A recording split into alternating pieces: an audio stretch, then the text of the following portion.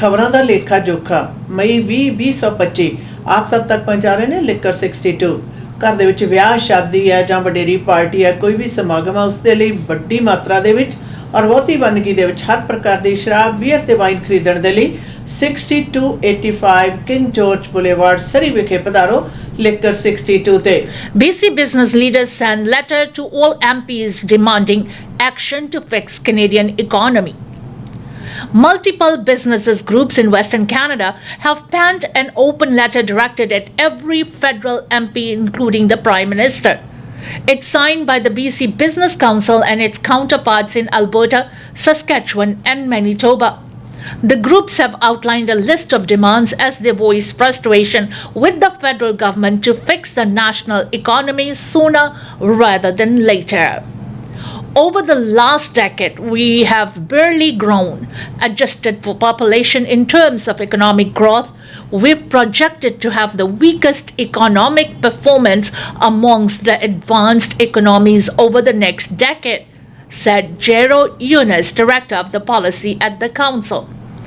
The demands include an emissions cap on proposed oil and gas projects, improving tax competitiveness, and improving the country's regulatory system.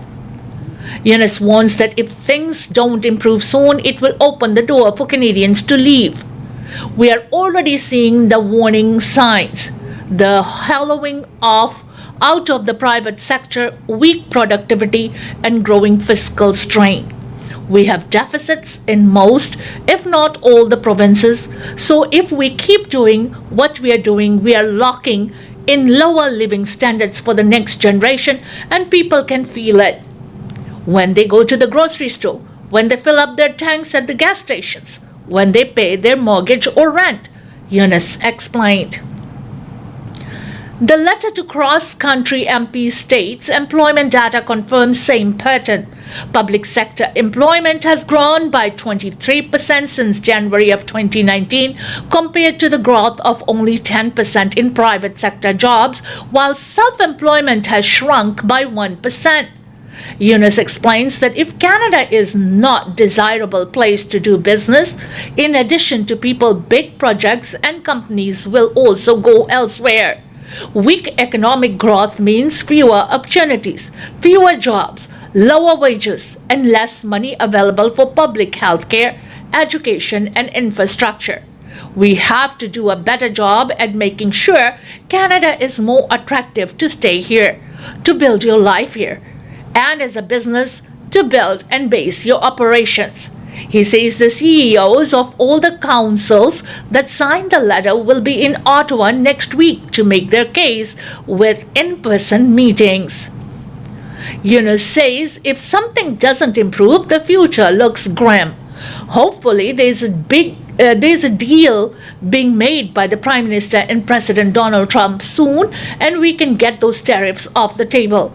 But what we can do right now is making sure that all the policies that we put forward are conducive to growth, are conducive to making sure that investors see Canada as an attractive place to invest.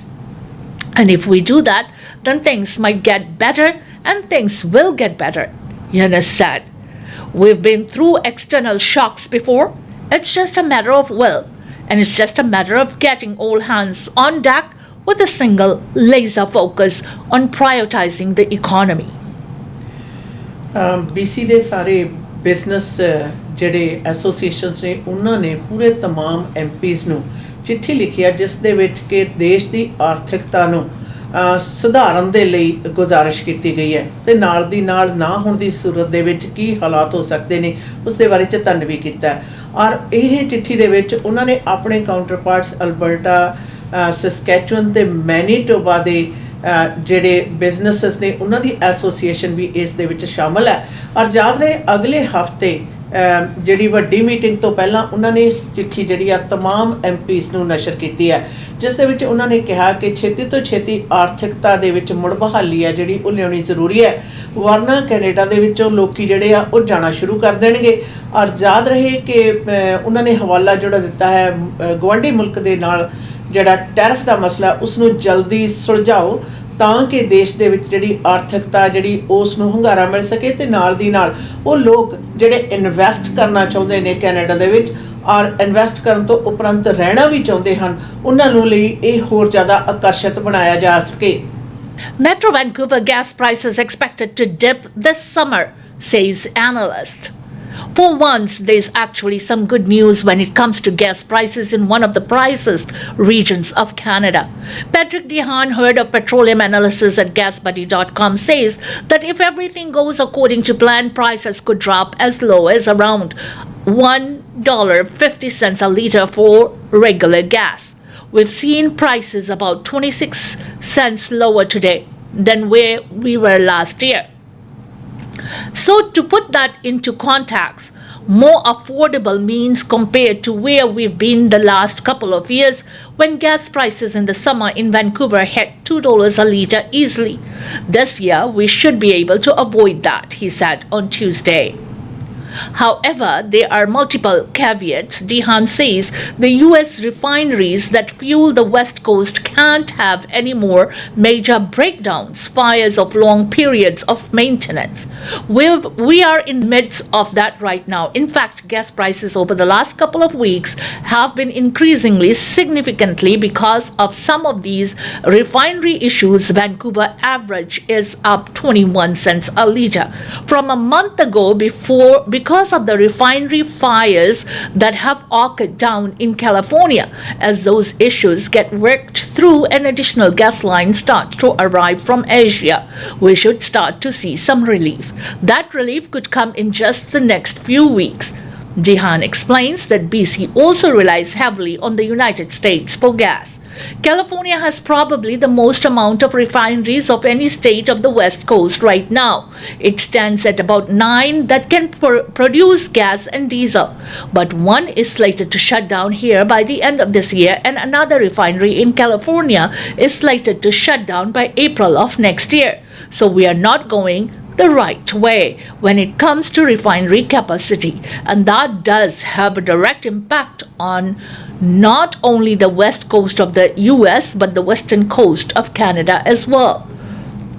Dehaan says there are some other things that are out of control that will affect gas prices, including if there are any policy changes announced by the US president, changes to the trade war, or whether ceasefire are agreed to in at least 2 active wars. If there is a potential nuclear deal with Iran, could also push prices down later this summer. That's all something where we are hoping for the best. And if the best does develop, then we could see prices back to below the $1.50 a litre mark for the summer. He adds Prime Minister Mark Carney scraping the federal carbon tax is also playing a role in all this, a move matched by the BC government effective April 1st. We haven't seen it fully cancelled yet. That would take an act of legislation, but for now, having the end of the federal carbon tax is saving Canadians 17 cents a litre. Gas ਦੇ ਮੁਤਲਕ ਮਾਰਾ ਨੇ ਦੱਸਣਾ ਹੈ ਕਿ metro Vancouver ਦੇ ਵਿੱਚ gas ਦੀਆਂ ਕੀਮਤਾਂ ਨੇ ਜਿਹੜੀਆਂ ਇਸ ਗਰਮੀ ਦੀ ਰੁੱਤ ਦੇ ਵਿੱਚ ਘੱਟ ਹੋਣਗੀਆਂ। ਜਿਹੜੀਆਂ ਕੀਮਤਾਂ ਨੇ ਉਹ ਤਕਰੀਬਨ $1.5 ਪ੍ਰਤੀ ਲੀਟਰ ਰੈਗੂਲਰ ਗੈਸ ਤੱਕ ਜਾ ਸਕਦੀਆਂ ਨੇ। ਔਰ ਇਸ ਦੇ ਨਾਲ ਉਹਨਾਂ ਨੇ ਕੁਝ ਕੁ ਅੰਦੇਸ਼ੇ ਵੀ ਦੱਸੇ ਹੈ ਤੇ ਇਸ ਗੱਲ ਨੂੰ ਵੀ ਜ਼ਾਹਰ ਕੀਤਾ ਕਿ ਪਿਛਲੇ ਸਾਲ ਦੇ ਮੁਕਾਬਲੇ ਔਸਤਨ ਜਿਹੜੀ ਗੈਸ ਆ ਉਸ ਦੇ ਵਿੱਚ 21 ਸੈਂਟ ਦਾ ਫਰਕ ਹੈ, ਜਦੋਂ ਕਿ ਪਿਛਲੇ ਕੁਝ ਕੁ ਹਫ਼ਤਿਆਂ ਦੇ ਵਿੱਚ ਗੈਸ ਦੀਆਂ ਨਿਰੰਤਰ ਜਿਹੜੀਆਂ ਕੀਮਤਾਂ ਨੇ ਉਹਨਾਂ ਦੇ ਵਿੱਚ ਵਾਧਾ ਹੋਣ ਦੇ ਕਾਰਨ ਵੀ ਦੱਸਿਆ। ਕਾਰਨ ਹੈ ਕੈਲੀਫੋਰਨੀਆ ਵਿਖੇ ਵੈਸਟ ਕੋਸਟ ਦੇ ਉੱਤੇ ਜਿਹੜੀਆਂ ਰਿਫਾਈਨਰੀਜ਼ ਨੇ ਉਹਨਾਂ ਦੇ ਵਿੱਚੋਂ ਇੱਕ ਦਾ ਖਰਾਬ ਹੋ ਜਾਣਾ ਤੇ ਉਹ ਕੀਮਤਾਂ ਦੇ ਉੱਤੇ ਅਸਰ ਅੰਦਾਜ਼ ਹੈ। ਜਦੋਂ ਕਿ ਕਾਰਬਨ ਟੈਕਸ ਹੈ ਜਿਹੜਾ ਨਵੀਂ ਬੜੀ ਸਰਕਾਰ ਨੇ ਫੈਡਰਲ ਨੇ ख़त्म कर दिता सी और सूबा सरकार ने भी 1 अप्रैल तो जो तकरीबन 17 सेंट के करीब प्रति लीटर जो टैक्स है उसनों हटा दिता सी। पर इस दे नाल महाराज ने यह भी दस दिता कि $1.5 तक कीमत जाने के नाल कुछ को अगर हालात सावे रहिंदे तां $1.5 तक होएगी, अदरवाइज जिहड़ी कीमत आ उस दे विच फर्क भी हो सकदा। रिफाइनरीज़ की गल कही, रिफाइनरीज़ दे विचों 2 दे बंद होने की भी गल उन्होंने सामने लियांदी और किसी भी तरह की रिफाइनरी दे बंद हो जाण जां अग लग जाण जां उसकी मेनटेनेंस करन वाले हालातां दे विच गैस दी कीमतां जिहड़ियां ओह वध भी सकदियां हन। Grocery price increases outpace overall inflation for third straight month, StatCan. Despite the annual pace of inflation cooling last month, Statistics Canada says consumers continue to pay a higher cost for groceries. The agency report prices for food purchased from stores increased 3.8% on a year-over-year basis, up from 3.2% annual growth in March. It marks the third straight month that grocery price increase outpaced the overall inflation rate, which was 1.7% in April. Stat Canada says items that contributed most to year-over-year price acceleration include fresh vegetables, for which prices rose 3.7%, fresh or frozen beef at 16.2% growth, and coffee and tea at 13.4%. Some of Canada's largest grocers have warned of price hikes due to added cost from US-Canada tariffs, with Loblaw Cost Limited Chief Executive Burbank says last week the number of tariff-hit producers at the grocery store could soon spike as pre-tariff inventory runs out. Loblaw has been aggressive in making products on display affected by tariffs, a tally that last week reached over 1,000 items. But Bank said the total will rise to more than 3,000 by next week and could peak at double that number within the next 2 months.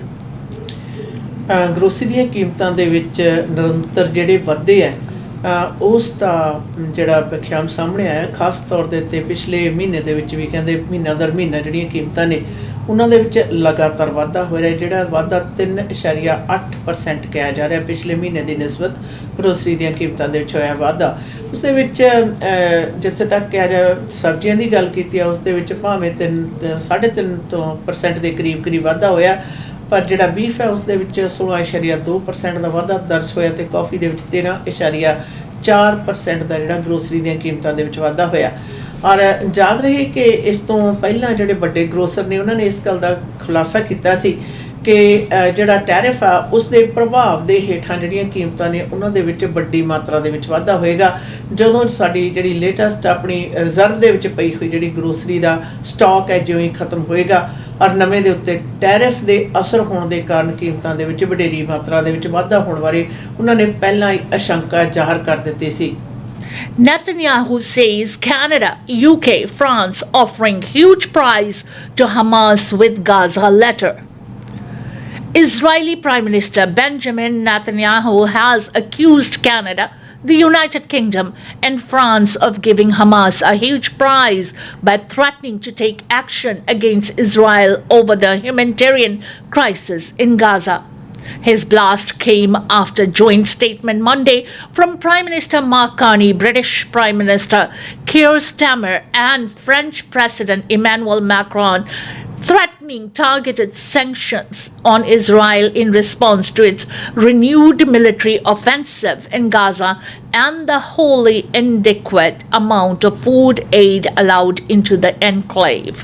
The UK moved first on the threat, with UK Foreign Secretary David Lammy saying Tuesday the British government is suspending free trade negotiations with Israel and has ordered new sanctions targeting West Bank settlements.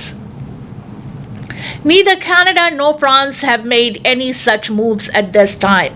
That joint statement came after Netanyahu said Monday that Israel plans on taking control of all of Gaza and will encourage what he describes as voluntary immigration to other countries, a proposal the Palestinians have rejected. In a social media post last Monday evening, Netanyahu accused the leaders of Canada, France, and the UK of offering a huge prize for the attack on Israel on October 7th, while inviting more such atrocities. This is a war of civilization over barbarism. Israel will continue to defend itself by just means until the total victory is achieved, Netanyahu said in his social media statement. The joint statement said that 3 countries support Israel's right to defend itself but call its military escalation wholly disproportionate. It also said that 3 countries oppose any attempt to expand settlements of the West Bank and threatens sanctions if Israel does not halt their spread. Lehi said in a statement Tuesday that the Israel government has a responsibility to intervene and halt aggressive actions by extremist Israeli settlers. I have seen for myself the consequences of settler violence, the fear of its victims, the impunity of its perpetrators, Lehi said. The Israel government has a responsibility to intervene and halt these aggressive actions. Their consistent failure to act is putting Palestinian communities and the two-state solution in peril. The UK issued sanctions against what it called 3 individuals, 2 illegal settler outposts, and 2 organizations supporting violence against Palestinian communities in the West Bank. Israel's Ministry of Foreign Affairs Director General Eden Bartel said the country accepted United States Special Envoy to the Middle East Steve Witkoff's proposal for a ceasefire and the release of the hostages over the weekend, but claimed Hamas rejected it. Israel ਦੇ ਮੁਖੀ ਨੇ ਜੀ ਇਸ ਗੱਲ ਦਾ ਐਲਾਨ ਕੀਤਾ ਕਿ Canada ਦੇ ਨਾਲ ਯੂਕੇ ਤੇ ਫਰਾਂਸ ਦੇ ਮੁਖੀਆਂ ਵੱਲੋਂ ਦਿੱਤੀ ਗਈ ਜਿਹੜੀ ਇਹ ਦਾਅਵੇਦਾਰੀ ਹੈ ਉਹ ਇੱਕ ਤਰੀਕੇ ਨਾਲ ਹਾਮਸ ਦੇ ਵਿੱਚ ਵੱਖਵਾਦੀ ਸੋਚ ਵਾਲਿਆਂ ਨੂੰ ਪ੍ਰੋਤਸਾਹਿਤ ਕਰ ਰਹੀ ਹੈ। ਔਰ ਯਾਦ ਰਹੇ ਕਿ ਉੱਥੇ ਦੇ ਹਿਊਮੈਨਿਟੇਰੀਅਨ ਮਨੁੱਖੀ ਹੱਕਾਂ ਦੇ ਘਾਣ ਹੈ ਜਿਹੜੇ ਉਸ ਦੇ ਨਿਮਿਤ ਜਿਹੜਾ ਤਿੰਨਾਂ ਦੇਸ਼ਾਂ ਨੇ ਇਜ਼ਰਾਈਲ ਨੂੰ ਉਹਨਾਂ ਦੇ ਜਿਹੜੇ ਮਨੁੱਖੀ ਤੌਰ ਦੇ ਉੱਤੇ ਜੋ ਉਹਨਾਂ ਨੂੰ ਮਿਲਣਾ ਚਾਹੀਦਾ ਉਸ ਦੇ ਮਿਲਣ ਦੇ ਹੱਕ ਦੇ ਵਿੱਚ ਆਵਾਜ਼ ਉਠਾਈ ਸੀ।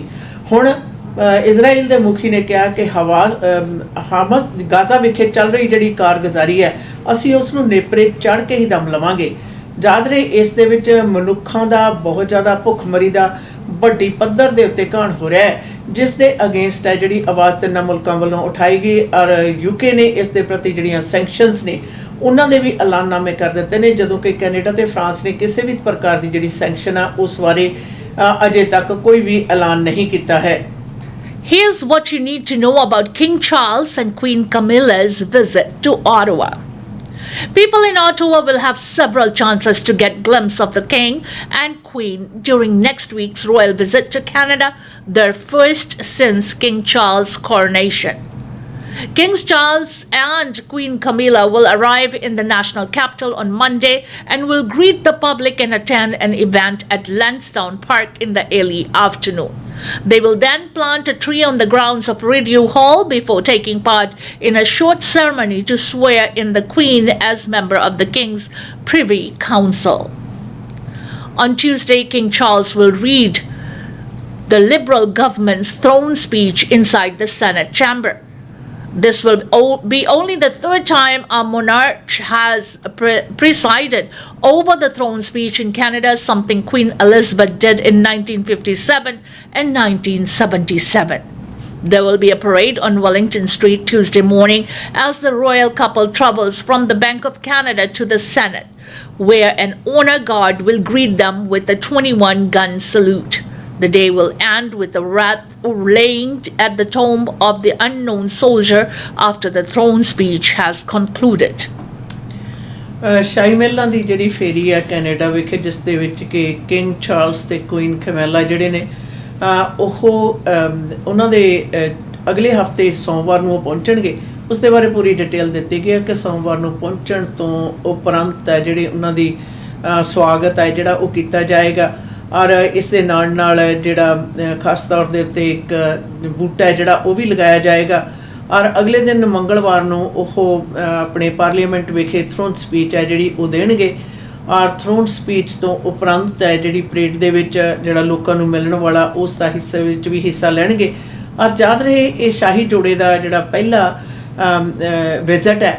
ਔਰ ਇਸ ਤੋਂ ਪਹਿਲਾਂ ਪਾਰਲੀਮੈਂਟ ਦੇ ਵਿੱਚ ਕੁਈਨ ਐਲਿਜ਼ਾਬੈਥ ਸੈਕੰਡ ਨੇ 1957 ਤੇ 1977 ਦੇ ਵਿੱਚ ਸਪੀਚ ਦਿੱਤੀ ਸੀ। ਔਰ ਉਸ ਤੋਂ ਉਪਰੰਤ ਹੈ ਜਿਹੜਾ ਪ੍ਰਿੰਸ ਚਾਰਲਸ ਹੈ ਜਿਹੜਾ ਮਾਫ ਕਰਨਾ ਕਿੰਗ ਚਾਰਲਸ ਜੋ ਹੈ ਹੁਣ ਉਹ ਜਿਹੜੀ ਸਪੀਚ ਹੈ ਥਰੋਨ ਸਪੀਚ ਦੇਗਾ। BC Hydro's challenge powering province through surging demand, drought, and trade war. British Columbia's power utility is facing transformational challenges of drought, rising cost, and a trade war with the United States as it works to meet electricity demand that's surging after 2 decades of relative stability. And expected demand increase of 15% by 2030 is sparking questions about whether BC Hydro is ready, with one former BC Environment Minister saying the province faces a power gap. The Crown utility says it imported a net 13,600 gigawatt hours of power in the 2024 fiscal year, a figure representing about 22% of all supply sources, according to a service plan forecast issued last February. But the utility says it has been a net exporter for 8 of the past 15 years, and its outgoing CEO is unequivocal: we have enough power. Customers should feel confident that BC Hydro will be able to meet their needs in a range of circumstances over time, Chris O'Reilly said in an interview after addressing the Greater Vancouver Board of Trade on Thursday. O'Reilly told the board tariffs on Canadian goods launched by US President Donald Trump have been weighing on everyone's mind. But Canada's trade challenges are also an opportunity to strengthen energy security, expand clean power, and drive long-term prosperity, he said. By fostering homegrown solutions, by reinforcing regional collaboration, we can reduce our reliance on foreign markets and boost BC's economy and create well-paying jobs in the renewable power sector, said O'Reilly, who retires this year. He pointed to additional capacity coming online with the Site C Dam in northern BC, as well as 10 renewable energy projects selected through BC Hydro's call for power in 2024 and another call set to launch this year. O'Reilly also highlighted BC Hydro's capital plan released in January. It allocates $36 billion over 10 years to replace aging infrastructure, expand distribution capacity, and connect new electricity sources to the grid, he said. Barry Panner, who served as BC's environment minister between 2005 and 2010, is skeptical about the utility's readiness. He said the province isn't generating enough electricity on its own, particularly given threats from south of the border. We are importing electricity on a net basis, meaning yes, there are still brief periods where we are selling electricity, but we are importing a lot more than we are selling. BC is also on track to be a net importer again this year, buying most from the United States, said Penner, who chairs the Energy Future Institute.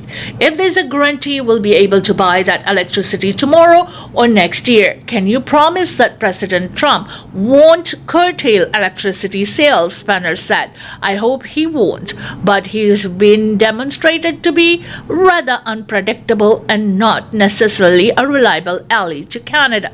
Penner has said drought has been the driver behind imports, forcing BC Hydro to hold back water in reservoirs to ensure supply during peak demand. In an application to the BC Utilities Commission in March, the utilities said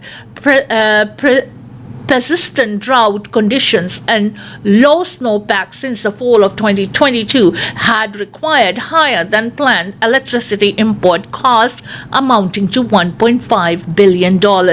O'Reilly said that's partly why customers saw a rate increase of 3.75% on April 1st, with the same bump set to kick in next year. Each increase amounts to about $3.75 per month for the average residential customer, he said. In addition to drought, BC Hydro's submission to the BC Utilities Commission said it faced extraordinary inflation and market escalation, though it has been benefited from the higher than expected energy trading income. O'Reilly said the latest rate increase also reflected an offset providing by points from PowerX, BC Hydro's electricity trading business. Over the last 5 years, he said the average annual profit from PowerX has been about $550 million. All of that gets put back to our customers, and it reduces rates. So it reduces rates by about 9%, he said, and BC maintains some of the lowest rates in North America.